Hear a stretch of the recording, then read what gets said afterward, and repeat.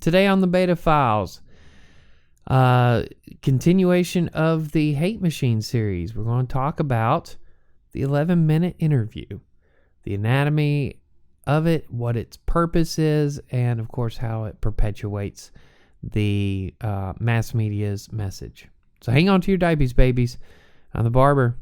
This is the Beta Files.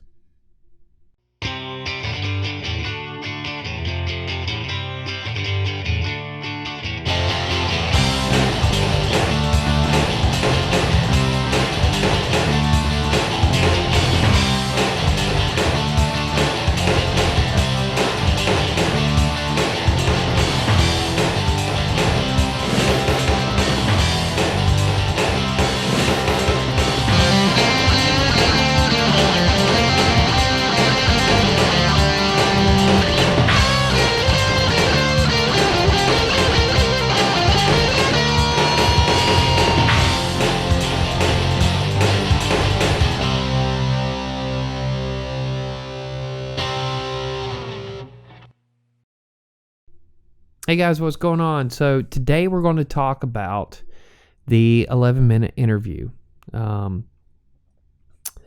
Real quick, before we do that, I just want you to know, and I talked about this in one of the other videos, I can't remember which one, or one of the other podcasts. Right now See This Here Now Then is on a hiatus. Basically because of my professional life, I'm having to do a lot of work for the college and getting ready for the fall semester. I've got 3 preps this year for 8 classes, so it's going to be a little busy over the next couple weeks. But Now See This Here Now Then is not canceled. It's just going to be on a hiatus for a few weeks, and then it will come back. And you'll get to see Mr. Cranium again. The next set of topics are going to be really fun. So I hope you tune in, and hope you enjoy Mr. Cranium. Also, here in the next couple weeks, we've got some announcements to make about a possible new home for the Beta Files. If you're listening to this on a podcast, it's not going to change for you. You're still going to be able to get this through Spotify and Google Podcasts and Deezer. We are now on Deezer. We're also on Listen To as well. Still waiting on iHeart. Still waiting on Apple. I resubmitted just to make sure everything is kosher, and we're just waiting. So that's not, the podcast hosts aren't going to change. Podbean will probably change, but that's the only one. But I don't think anybody's listening to me on Podbean anyway. The ones that are listening to the podcast are getting it through Stitcher. Stitcher's going to stay the same as well, but they're getting it through Stitcher or Google or Spotify. So maybe we'll get some new listeners through Deezer and Listen To, and we'll find out. We'll see. The other thing is the blog. That's probably going to be the biggest thing that's going to change, is the blog itself. That's what the big announcement's really going to be about, is the blog. It's not going to be YouTube's going to stay the same. We're going to keep YouTube, and like I said, if you're listening to the podcast, whatever you're listening to us through, it's going to still be there. It's not moving. But the blog is there's some big changes coming for the blog. So keep tuned for that. Like I said, in the next few weeks, I'll be talking a little bit about that in pieces. As far as text messages from the living room, it's coming back. You're going to start seeing that, and you're going to start seeing it on the podcast as well. So you'll get an audio version as well as the YouTube and Instagram versions too. So that's cool. That's coming back. We're actually going to be doing text messages after I do this. So I'm doing back-to-back today. So there you go. But like I said, Now See This Here Now Then is on a hiatus. It'll come back. The Optic Poet, we're gonna have a 1 week gap This week's episode is going to post on Thursday like it's supposed to, and then next week there won't be an episode, but then there'll be an episode right after that. So just a 1 week gap for the Optic Poet. But it's not on a hiatus. It's just something came up, and we're just going to have to skip a week, and that's not a big deal. But with Now See This Here Now Then, because there's a little bit more to it's weird because the shortest thing I do takes the most work. It's fun and it's easy work, but it's just there's some stuff to it. I usually film multiple Now See This Here Now Then in one swoop. So the work that it takes actually filming it doesn't take long at all. But the amount of work on the front end of writing everything and figuring out which clips I'm going to use and that kind of thing, that takes a minute. And so because of what I've been having to do for my job, I haven't had a chance to sit down and write out the script. So keep an eye out for Now See This Here Now Then. Again, it's going to be a few weeks, and then it's coming back. It's not going anywhere. Just got to take a break for a minute while I can focus on other things that actually pay a lot better than Richard Cranium pays. So far, I haven't gotten paid anything for Richard Cranium. So anyway, so there's 9 episodes up if you want to go and watch. They're all on YouTube. Most of them are on Instagram, on IGTV, if you want to go look at that as well. You can find us on Instagram at the BetaFile, as in one. It's not multiple BetaFiles. So if you're looking for us on Instagram, look for the beta sign, obviously, at the BetaFile. So there's that. So house cleaning's over.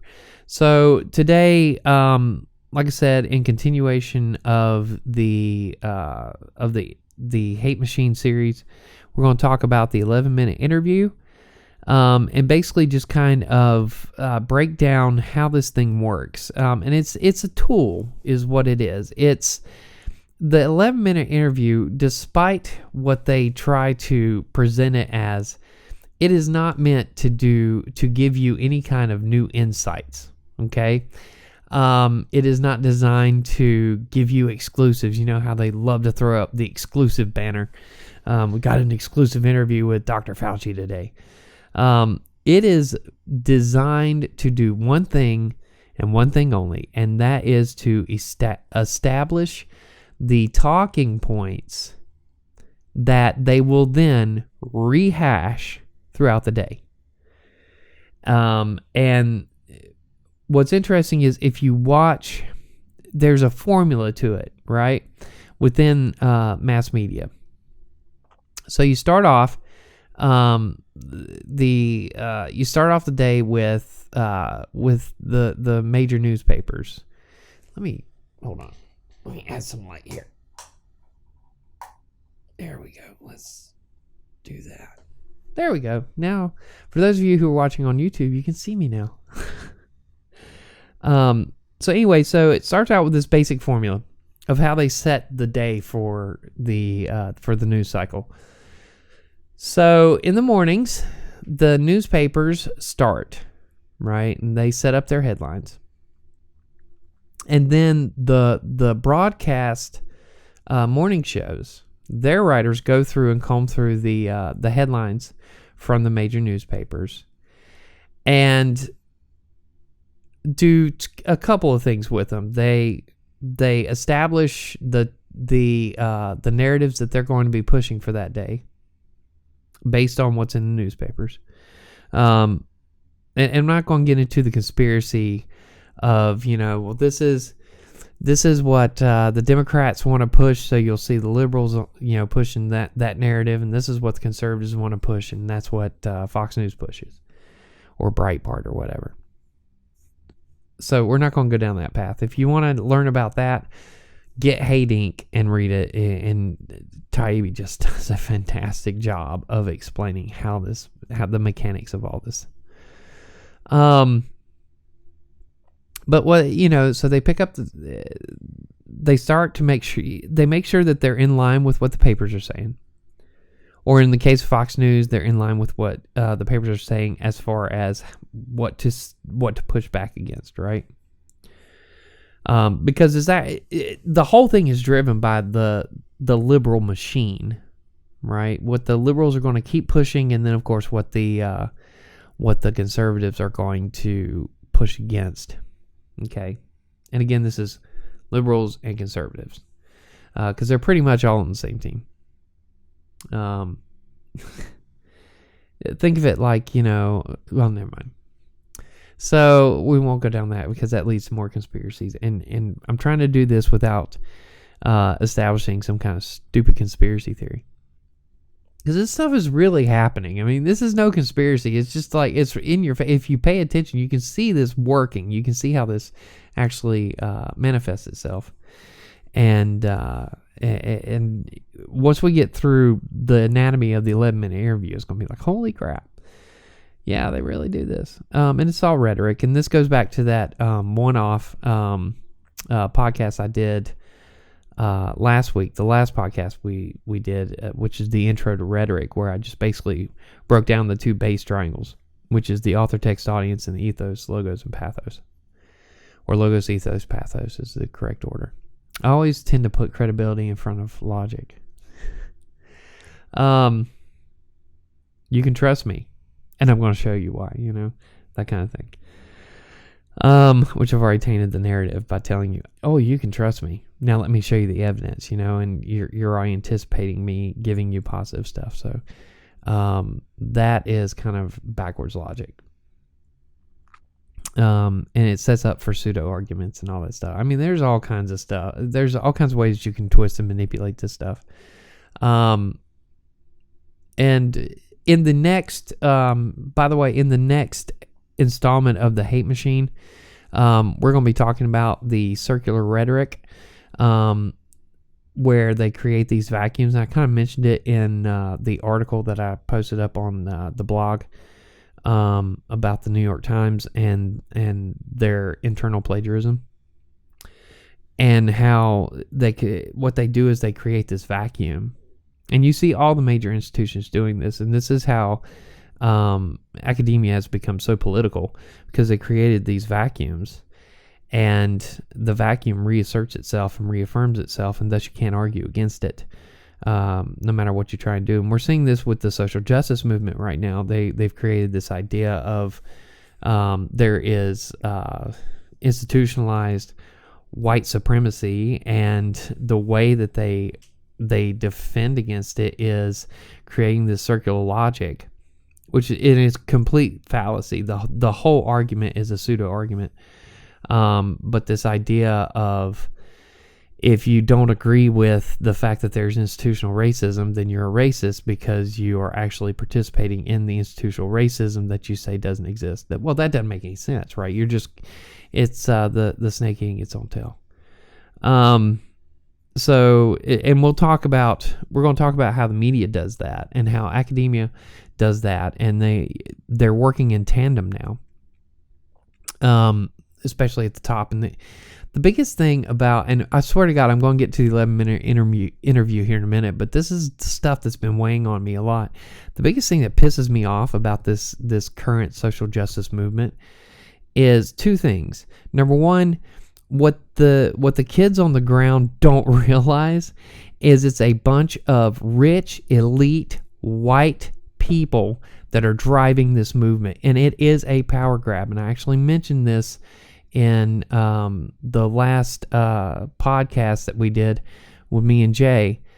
They don't realize that their honest movement that started with George Floyd's death has been hijacked and is being used by a group, a small political faction to grab power. That's what you're witnessing right now. And when we see this cancel culture going through the social media, and don't listen to these, first of all, don't listen to the conservatives. For one, it's the conservative talking heads, because they're going to cry foul and they're going to be like, oh, see, we've been trying to warn you all this time that, that's propaganda. Okay. On the other side, don't listen to the liberals who love to use whataboutism. and they'll say there's no cancel culture here. We're doing this in good faith and trying to help people. And then when you point out, no, look at what has happened. Then, well, what about, never in the 43 years I've been on this planet, never have I seen a cancel, and I've seen multiple iterations of cancel culture in my life. I've never seen it this devastating to people. And I mean, people's lives are getting destroyed in this cancel culture movement that we're seeing. We did not see people losing their livelihoods over the last temptation of Christ. So don't even bring that up. It doesn't even equate. What you had was a fringe group who refused to watch a movie, believed that Hollywood was coming after Jesus, and they pitched a fit. And what ended up happening was it made the movie more popular, and it made them look even more dumb in the press. And that's what ended up happening. This doesn't even equate to that, because in this instant, you can look at it and say, oh my God, these people are idiots, and yet they're still achieving the goal. And some of the biggest crimes that have happened in the major newspapers. And that's what's scary about this. The biggest one that I can think of is that poor woman who literally got destroyed by the Washington Post because she went as Megyn Kelly blackface to a Halloween party 2.5 years ago. Somebody got a bug up their butt and ruined that woman's life for nothing, for no reason whatsoever. And then, of course, the lady in the dog park, she made a mistake. She made a mistake. She gave into her fears.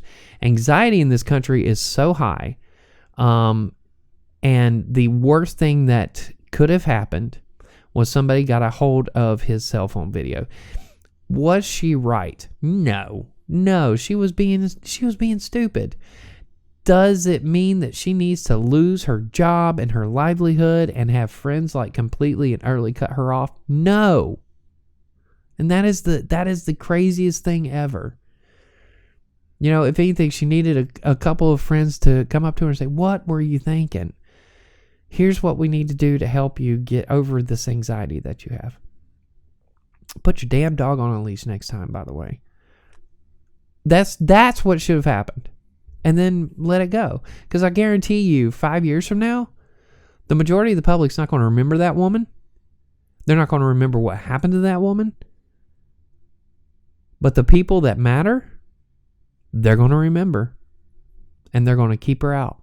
We're witnessing McCarthyism on steroids is what we're witnessing at this moment. And it's scary. It's crazy. All right. Sorry I went off on that tangent. It's getting so bad. So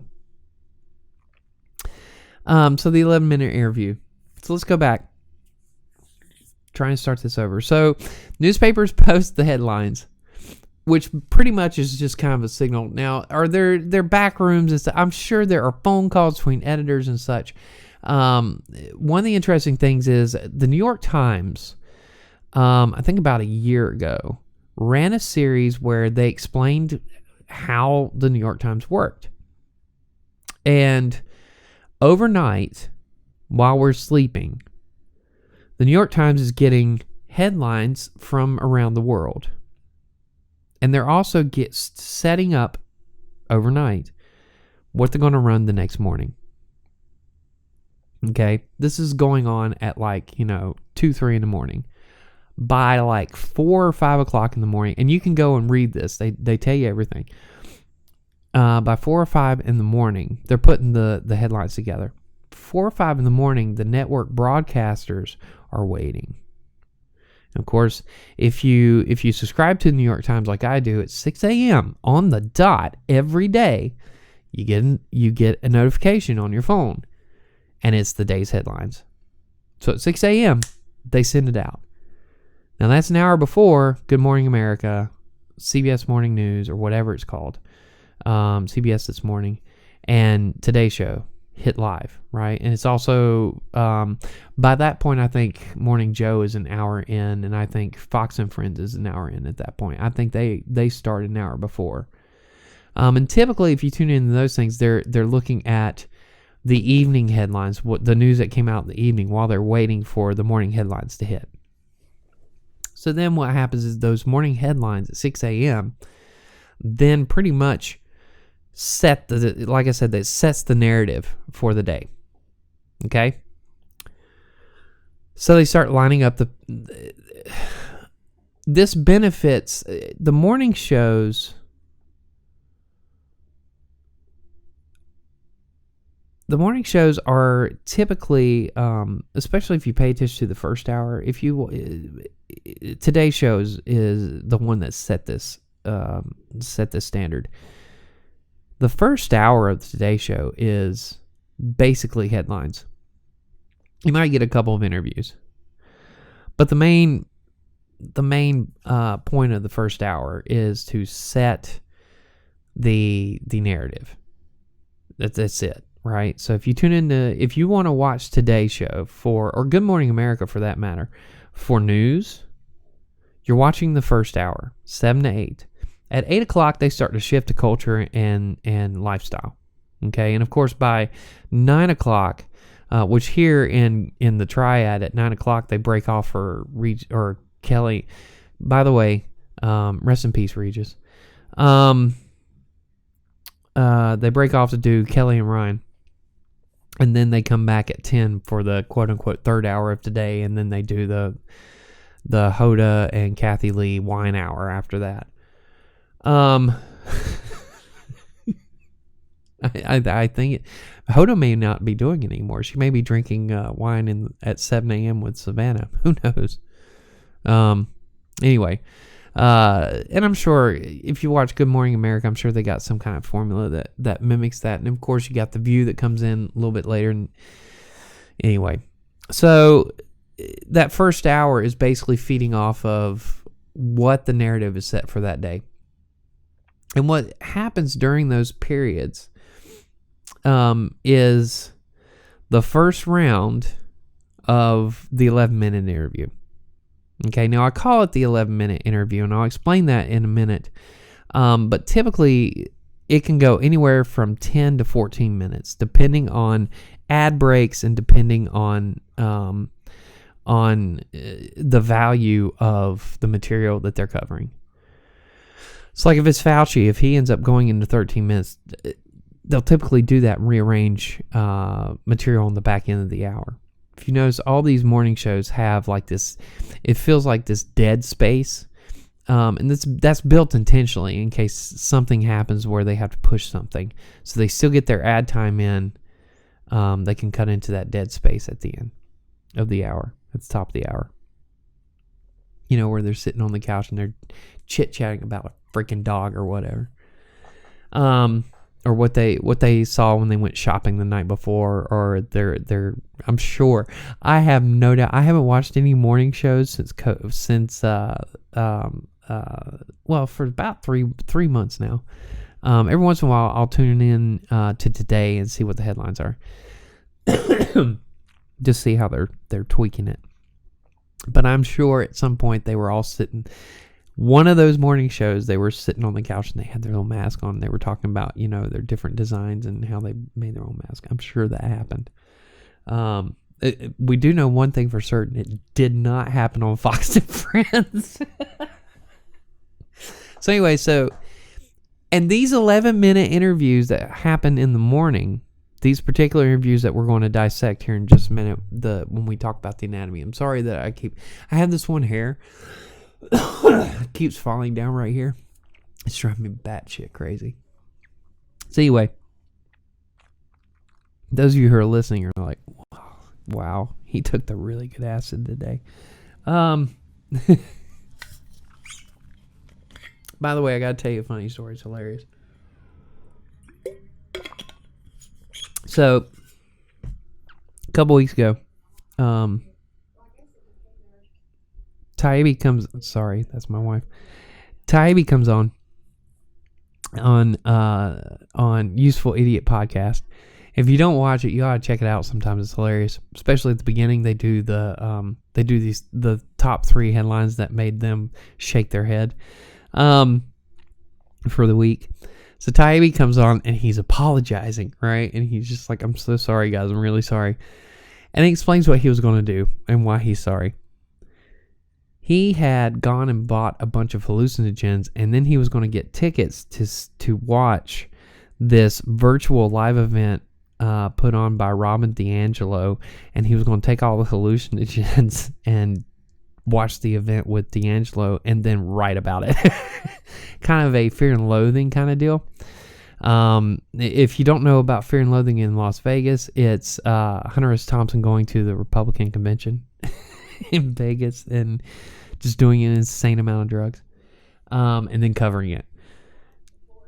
So anyway, definitely check out Fear and Loathing. But Taibbi was going to kind of do a Fear and Loathing thing with a virtual talk that Robin DiAngelo was going to do. And if you don't know who Robin DiAngelo is, thank your lucky stars and don't look her up. Okay. What was I going to say? Okay, so these 11-minute interviews end up setting up these little snippets that they're going to end up using throughout the rest of the day. And they reference these 11-minute interviews all day long. Okay, all day. If you tune in from basically about 11 a.m. to 5 p.m. on any of the 24-hour news networks, CNN, MSNBC, Fox News, they're playing clips from these interviews that happen between, in the case of Scarborough and Fox and Friends, starting at 6. And CNN's got something similar. I can't remember what it is. That's how low rated it is. It's not even on my radar. But so between 6 and basically 10 a.m., they get these interviews in, these 11-minute interviews, and they talk about, and they get the talking points established. And there's two ways they do this. Through agreement with the guests they're talking to, and basically what they're doing is reinforcing their talking points, and then through conflict with the guests they're interviewing by showing that the anchor who's asking the question is superior in the argument to the person being interviewed. There's your talking point, right? And they'll get whoever they're talking to say something stupid, right? These are tricks, right? And they're tricks to establish the narrative throughout the day. So that by that night, we start the process over. Okay, and you get this, it starts around 7 o'clock after the national news has done their thing.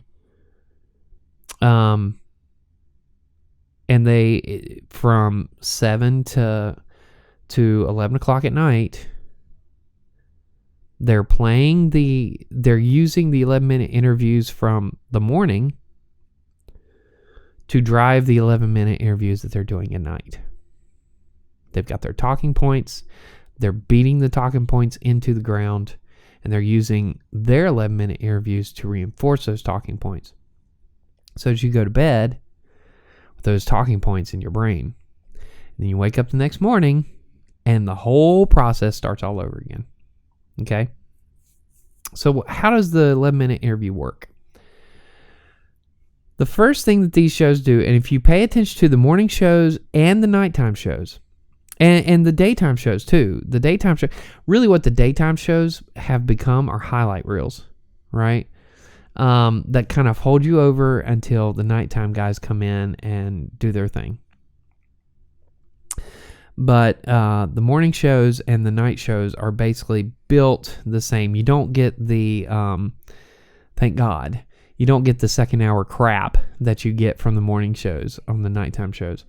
Because they've only got an hour to do their thing, and then the next guy's in line to do his thing, and then the next guy behind him is there to do his thing, and they're taking turns just passing the baton, right? And if you have not had a chance to watch Short Files number 5, where I break down Anderson Cooper 360 the night that Trump went to push the people out of Lafayette Park and then went to the church, please go watch that. Because I tear down exactly how Anderson Cooper and his writers and his producers spun that story in a way to make you so mad. And the coup de grace of that whole episode was he had the bishop, or not the bishop, he had the archdiocese who's over the churches in the D.C. area for the Episcopal Church come on and do an interview. And that was like his crowning moment. And it was an 11-minute interview.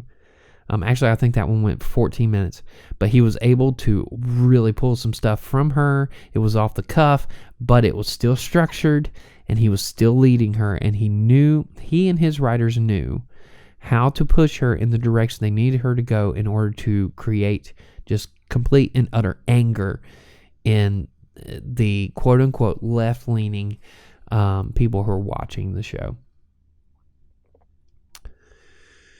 By the way, we're going to do a hate machine one-off, kind of like what we did with rhetoric, but we're going to talk about liberalism versus conservatism and how it's all a facade. There is no liberalism. There is no conservatism. It's all make-believe. But we'll talk about that in another show. I got so much to talk to you guys about. So anyway, it's all a cover for class, for a problem with class. The race thing is there institutional racism? Absolutely there is, okay? And it's predicated off of class. It's predicated off of wealth, right? And I've been saying this for a very long time. I figured this out years ago, like 20 years ago. This has nothing to do. The race problem in America, it's real, but it is not the magnitude that you think it is. It is a economic problem. It is a class problem. You hear the news talk every so often. They talk about the wealth gap. The wealth gap in this country is insane. Okay, and you've got people like Andrew Yang who's coming in and saying we've got to get a hold of this. Now Yang is also talking about automation, and he's saying, we gotta slow the automation down because it's starting to take a lot of the actual jobs, right? But the other thing that he really beats into the ground is this idea there is an economic problem in this country that is less predicated on race and more predicated on class. And we'll talk about all that. I'll talk about all that later, okay? And I'm not saying that there's not a race problem in this country. There is a race problem. But it is not what you think it is. Right? It is a completely different problem than what you're being sold. And again, it goes back to this very small group of elites who have taken an honest thing that started with George Floyd, and they have hijacked it, and they are using it, and they're using these naive kids who are just itching to go conquer the world and do something good for the world. They're using them for a power grab, as a power grab. So anyway, but I keep tripping down there. I want to come back. Let's talk about the 11-minute interview. So, but yeah, go and check out the Anderson Cooper short files number 5. It's called Aristotle 360 with Anderson Cooper.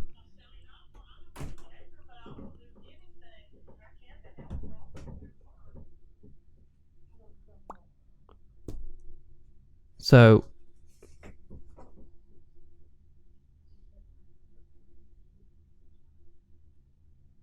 she just did something to my door. Anyway, all right. So let's talk about the 11-minute interview. So going back to, I keep getting distracted. I'm really sorry, guys. I'm meandering more, and I've got like all this written out, okay? And somehow I'm still meandering like crazy. So, okay. So if you look at the morning shows and the evening and the nighttime shows, they all are built on the same formula. Okay, so you start off with quote unquote headlines. Tucker does a monologue, right? And Hannity does kind of like a monologue. And O'Reilly was really good at this. And Colbert like stole the idea with the word. But O'Reilly would be like, setting up these nice little talking points that he's basically telling you how he's going to come at this subject and how he's going to structure it. and he gives you everything you need to just boil, right? So you have with these shows, they have this the beginning of the show. They're setting that up. What they're doing is setting up the narrative. Okay, they're setting up each show has a narrative arc, and it's encapsulated within a larger narrative arc for that night. Okay, so let's for example, with MSNBC, you start off with Chris Hayes, and you go to Maddow, and then you end with Lawrence something, O'Neill or O'Donnell, or Lawrence Oldman. And you start, and that's the larger narrative arc. The larger narrative arc is what the three shows are going to be covering. And then within that larger narrative arc, you have three pieces that push you through that larger narrative arc. And those smaller narrative arcs focus on one or two or three specific things that if the news is slow, they'll have each segment is different from the other, and they use transitions to get through those. If there's a big news event happening, they'll focus on that one thing and they'll split it up into three pieces. Typically it's three pieces, sometimes it's four. If you look at the Anderson Cooper episode that I talked about, it's split up in thirds, right? You have the opening. He brings in Jim Acosta, kind of like back him up and establish his credibility even more. And then you go to the second interview and then the final interview. So four pieces, I'm sorry, for the Anderson Cooper example that I used on the Shore Files. Because he brings in Magic Johnson at the end. So you have the beginning of this. And like I said, it establishes the narrative. And then within the first half hour, they're going to have the 11-minute interview. Okay. Now, so you have to think of it like that. It's all about time, right? So every single one of these shows goes 44 minutes for each hour. Okay. Leaving 44 to 47 minutes. So leaving anywhere between 16 and 13 minutes of ad time. And depending on how much they want to charge for the ads and that kind of thing will determine how long the show is or how short. But typically it's 44 minutes, okay, or a little over 44 minutes. So you cut that in two and you got two 22-minute blocks, okay? And out of those two 22-minute blocks, those are cut down into sections as well. And how those sections are divvied up are really the flow of material that they have, okay? So, for example, let's say Tucker's monologue. Let's say that it's a heavy news night. They'll cut the monologue to 5-6 minutes, and then you'll back it with a 5 to 6 minute interview. And then they'll take a break and they'll come back and then they'll do an 11-minute interview. And then they'll come back, take a break, and come back and maybe do two more, like a 5-minute and a 6-minute interview. And you can clock these things. You can time them. Now, it's not going to be exactly 5 minutes. It's not going to be exactly 6 minutes or 11 minutes every single time. But it's going to be around that time. You'll see if they have two people in between the breaks, it's going to equal somewhere between 10 and 13 minutes between the two of them. If they have one person on for a long time, it's 11 minutes, and they get and they drill them, for 11 minutes. And then of course they do a panel, right? The panel usually takes a full 11 minutes, or they'll cut the panel. They'll do an interview and then bring the panel in on the backside. They'll do like 5 minutes with the one person, and bring in the panel on the backside for 6 minutes. You can clock this stuff. This is not rocket science. This is television, right? So they set the narrative, and then, of course, they bring in the 11-minute interview. And the way the 11-minute interview works is you have two kinds of guests. You have the opposition, or you have the expert. And when they bring in and when they say, he's an expert, that is code for we agree with him. Okay. When you have an expert on there, that they don't call an expert, it's code for we don't believe him. We don't trust him. And they will typically point out the political leaning of the non-expert.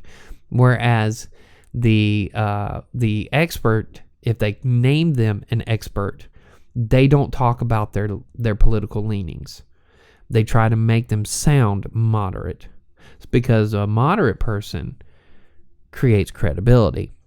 Whereas a non-expert expert will be labeled by their political leaning so that, again, you're reinforcing don't trust them.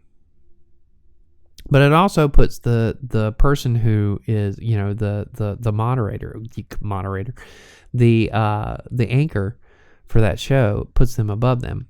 And I think I mentioned that earlier in the video. It places them up so that they are, you're already looking down on this person that they're interviewing. So you're waiting for the conflict. You've been trained to expect the conflict. Taibbi talks about how politics has become the WWE and how Trump gamed it, right? But he's absolutely right in that they took all the tactics that they use right now. Just go back to the late 90s and to early 2000s with the Monday Night Wars, and you're watching it all over again. This is WCW and WWF all over again. And they're using it. It's rhetoric. It's all it is. It's just a rhetorical way to get you to get angry.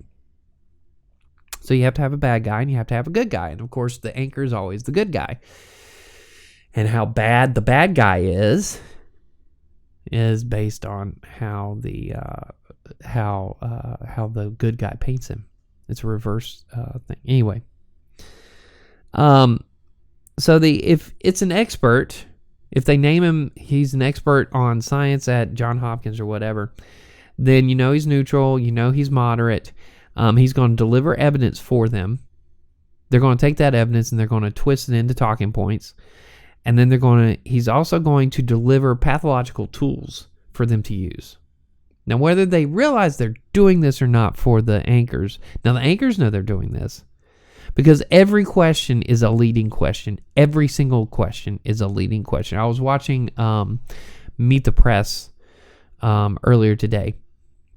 Chuck Todd gets the director of the CDC, or not the director of the CDC, the director of infectious, basically Fauci's boss, the head of the I guess it's National Institutes of Health, NIH. He gets him on there, and the very first question he asks is a leading question. It is, how far behind is America in fighting coronavirus? Well, that's a leading question. Okay. A non-leading question would be something like, based on the numbers, or based on the numbers that we have right now, what are the chances that we can pull out of this? What are the best options we have to get out of this?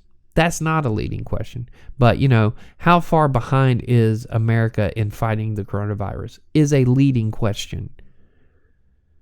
And it's going to set up a talking point. Whatever this guy says, it's going to be a talking point. It's a red flag immediately. When you hear those kinds of questions, a red flag should go up like super fast in your brain. And whatever the answer is going to be, they're going to use it as a talking point. It's going to be converted into clips that you're going to see over and over and over. Last night on Hannity, this is what so-and-so said. Earlier today, on the Today Show, this is what so-and-so said about X, Y, and Z. It happens every time.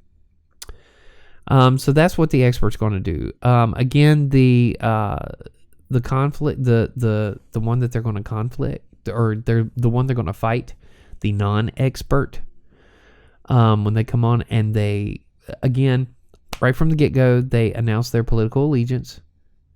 That is rhetorically built to make you not like them immediately and expect the conflict.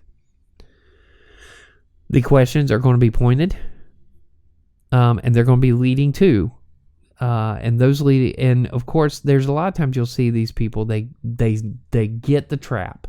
They see the trap, and they push back. And of course, and Tucker and Hannity, and Bill O'Reilly is probably the best at this, but Tucker and Hannity and Maddow are really, and Don Lemon's really good at this too. And Anderson. Anderson is funny because Anderson has just stopped hiding his frustration, which is wrong.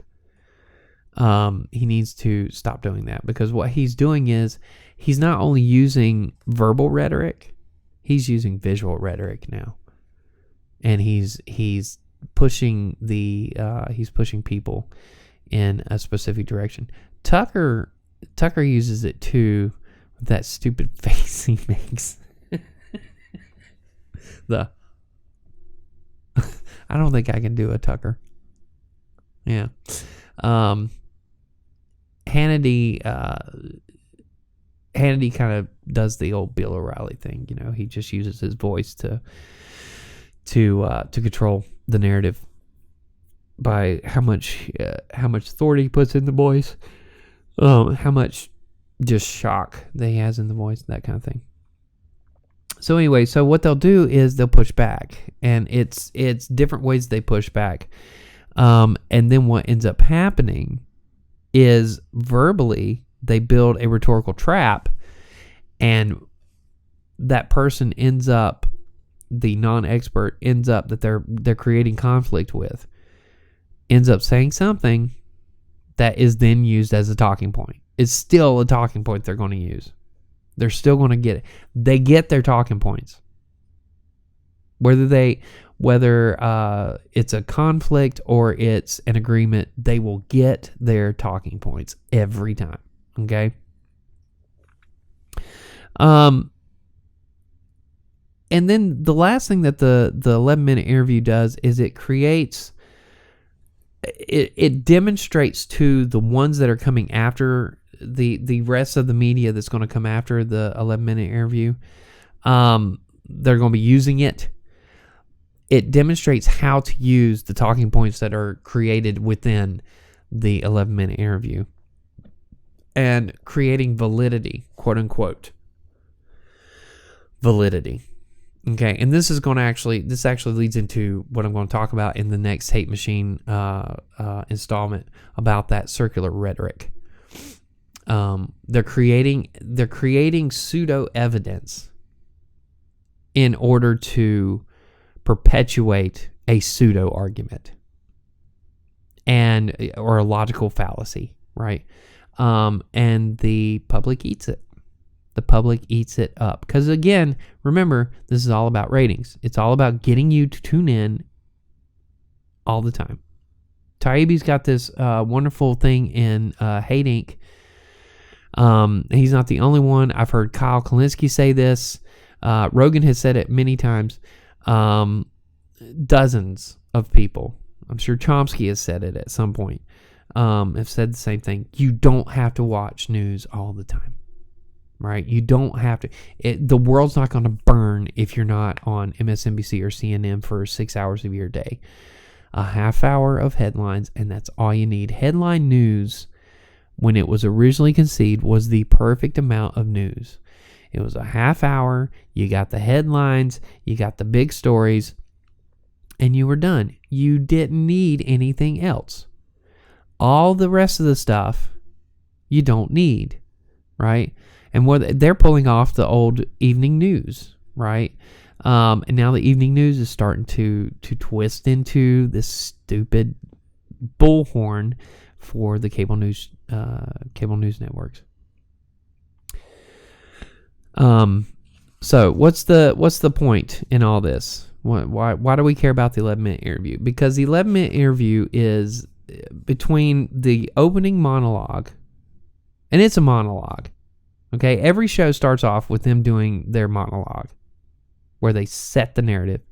Between that and the 11-minute interview, which is basically not backing up the opening monologue, but actually establishing everything that's given to you in the opening monologue of the show, and telling you how to feel about it, and then establishing their talking points, so that narrative that they give you in the opening 10 minutes of the show, 11 minutes in the show, is now going to be carried by the rest of the partner media the rest of that night or the rest of that day, depending on which time you're getting this, and into the next day, where again the process starts all over, and they do this day after day after day, and then of course they build these even larger narratives in the quote-unquote left-leaning and right-leaning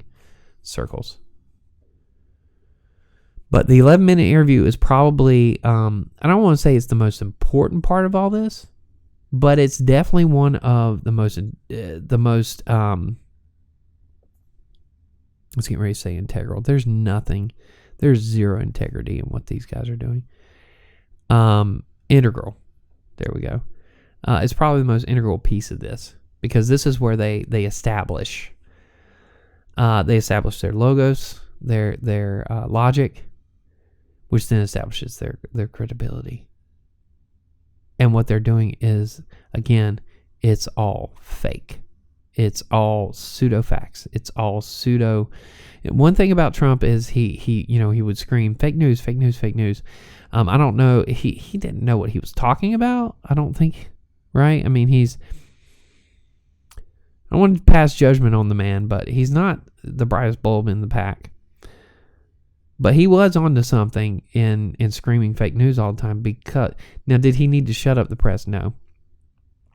But what should have happened is, if he was a smarter man, he should have pointed out how to push back against the rhetoric instead of just screaming at them. He fought Hannity. Well, he didn't fight Hannity. He fought Matt out with Hannity, and you're not going to get anywhere with that. And of course, the news media is really good at playing the victim. They're super good at playing the victim. The national media, put it that way. When you're talking about the local media, it's a whole different ballgame. But when you're talking about the national media, they're just wonderful. They've had years of practice of being the victim. And it goes back to Nixon. But the respectable established media, it's dead. It's been dead for a while. But the 11-minute interview is the vehicle, the tool which they use to establish this fake logic that they then use to beat into your brain for the 24-hour news cycle. And I'm not talking about like the 24-hour news channel. I'm talking about the cycle, because every single day is a complete cycle of news.